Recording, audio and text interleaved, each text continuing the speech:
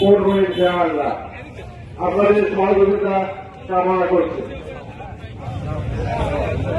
তো অল্প বয়সে আল্লাহর উপর আমার উপর একটা বড় দায়িত্ব দিয়েছে। আপনারা দোয়া করবেন যাতে যতদিন আল্লাহর উপরে দায়িত্বটা অর্পিত আছে, আল্লাহর উপর আমাদের আমাকে পুঙ্খানুপুঙ্খভাবে দায়িত্বটা পালন করার জন্য অভিজ্ঞান করে। ডেন্টিস্টের পরামর্শ নাও নতুন কোলগেট অ্যাক্টিভ সল্ট। আল্লাহর কাছে শুকরিয়া যে আমার নির্বাচনী দায়িত্ব প্রাপ্তির পরে প্রথম দিনের যাওয়া আমার এলাকাবাসীর সাথে আপনাদের সাথে একত্রিত হয়ে আদায় করার মতো আল্লাহর উপর আমি তৌফিক দান করেছেন। গতকাল রাতে যে হারে বৃষ্টি হয়েছে, আজকে আমরা খোলা ময়দানে ঈদের জায়গায় একত্রিত হতে পারবো, সে ধরনের চিন্তা আমাদের মাথার মধ্যে আশাটাই একটা কবিতা ভাবে দাঁড়িয়েছে। তারপরেও আমরা এখানে একত্রিত হতে পেরেছি অনেকগুলো বিষয় দিয়ে।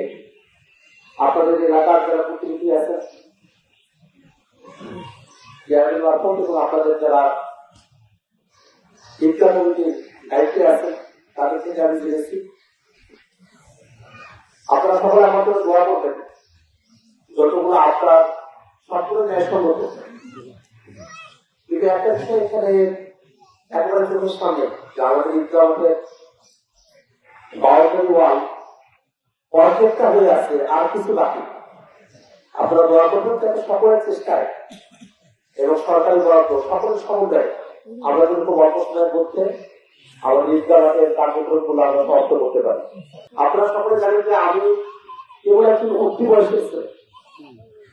এখানে অনেকেই আছেন যারা আমার বাবার বয়সী, যারা হয়তো আমার দাদার বয়সীও আছেন অনেকে। আমি আসলে আপনাদের সন্তানের মতো। তো অল্প বয়সে আল্লাহর উপর আমার উপর একটা বড় দায়িত্ব দিয়েছে। আপনারা দোয়া করবেন যাতে যতদিন আল্লাহর উপরে দায়িত্বটা অর্পিত আছে, আল্লাহর উপর আমাকে পুঙ্খানুপুঙ্খভাবে দায়িত্বটা পালন করার জন্য অভিজ্ঞান করে। এবং নির্বাচনের আগে আমি বলেছি যে ব্যক্তিগত অর্থনীতি আমি খুব বেশি মানুষের উপকার করবো সামর্থ্য আমার নাই, কিন্তু জনগণের টাকা, ট্যাক্সের টাকা, সেটা যেন পুঙ্খানুপুঙ্খভাবে যেখানে জনগণের অধিকার আছে সেখানে সঠিকভাবে পৌঁছানো হয়, সেই ওয়াদাটা আমি রক্ষা করতে চাই ইনশাআল্লাহ। এবং সেই লক্ষ্যেই এবছর ঈদের জন্য আমাদের এলাকায় 10 লক্ষ টাকা বরাদ্দ এসেছিল, 700 শাড়ি বরাদ্দ এসেছিল। একেবারে প্রত্যেকটা ইউনিয়ন এবং প্রত্যেকটা ওয়ার্ড ধরে করে যতটুকু করে পড়ে আমরা প্রত্যেকটা ওয়ার্ডে এই টাকাটা নিজের উপহার এবং শাড়িগুলো আমরা পৌঁছানো করার চেষ্টা করেছি ইনশাআল্লাহ।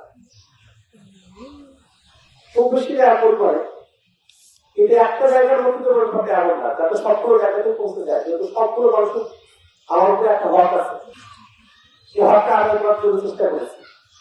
আপনারা দোয়া করবেন সামনের দিনে যাতে করে আমাদের এলাকার স্কুল প্রতিষ্ঠান, মসজিদ, মন্দির, মাদ্রাসা, রাস্তাঘাট, যেগুলো আমাদের একেবারে নিত্য প্রয়োজনীয় অনুষঙ্গ, সেই বিষয়গুলোকে যেন আলোচনা করা যায়, আমাকে উন্নতি করার মতো অভিজ্ঞান করে।